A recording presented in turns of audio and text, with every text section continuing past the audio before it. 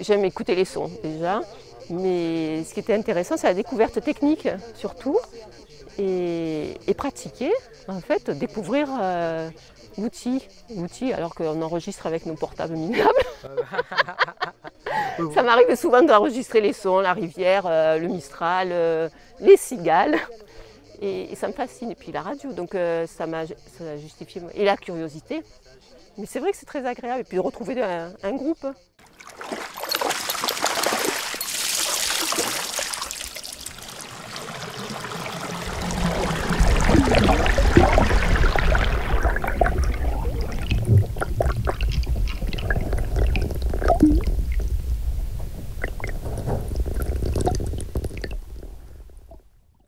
C'est énorme, c'est stupéfiant, tout ce que l'on peut entendre grâce à des appareils qui démultiplient les bruits, c'est tout à fait notre sensation en fait, que le visuel, c'est vrai.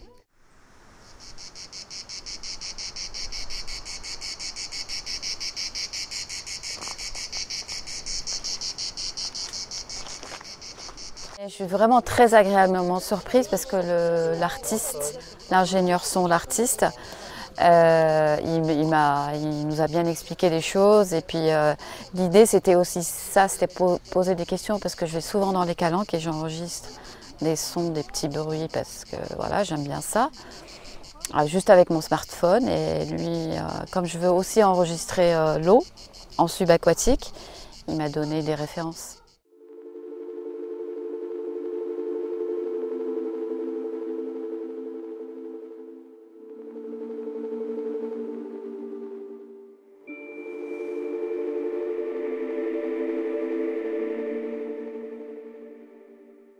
Tu es un artiste britannique, producteur, ingénieur du son et preneur de son de terrain, actuellement basé en Provence.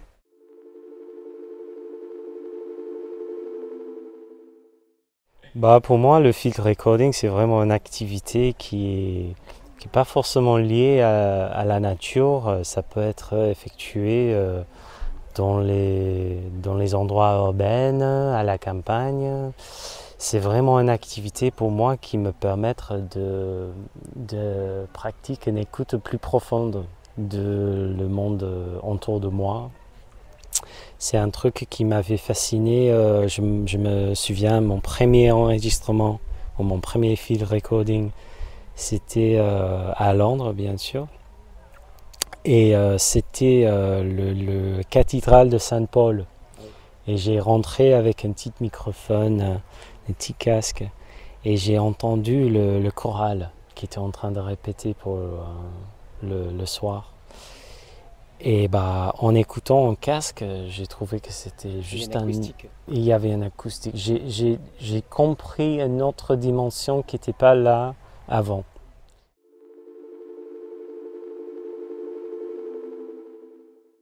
Le field recording, c'est une activité qui peut être effectuée par les ingénieurs du son, les artistes sonores, les sound designers, les artistes folie, les artistes bruitage. C'est une discipline qui est connectée à beaucoup de choses. La musique, le film, les podcasts de plus en plus maintenant. Ouais.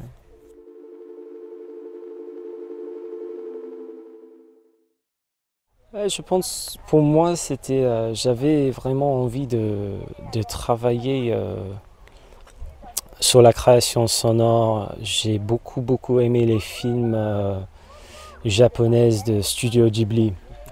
Et je me suis posé des questions, mais c'est qui fait ces bruits? C'est qui fait les sons des dragons, des sons des animaux mythiques?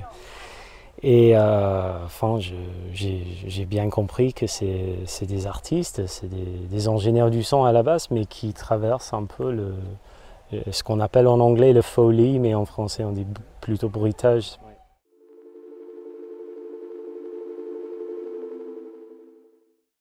Ça c'est une question que je me pose souvent.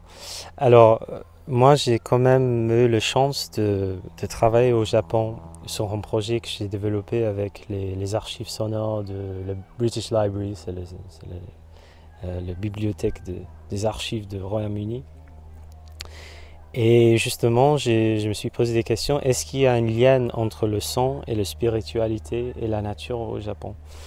Et j'ai effectué beaucoup d'enregistrements auprès des temples, des shrines, des lieux spirituels. Moi, je pense le son et la spiritualité, il y a un lien, mais c'est sous les autres dimensions.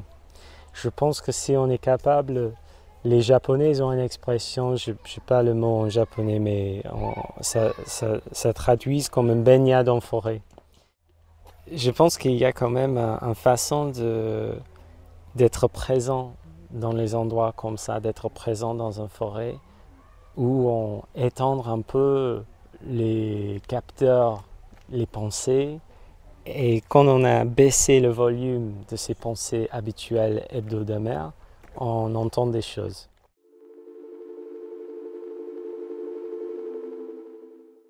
L'année prochaine, je vais partir en Chili, dans le désert Atacama, pour enregistrer les sons là-bas et essayer de rencontrer les peuples natifs et d'essayer d'enregistrer. Ce qui m'intéresse, c'est la musique traditionnelle et les mythes, les comptines, les mythes.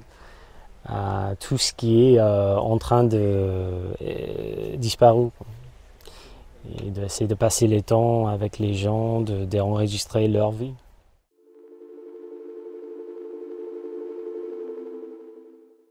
Ça, c'est vraiment une grande découverte, une belle découverte en fait. À recommander. C'est génial.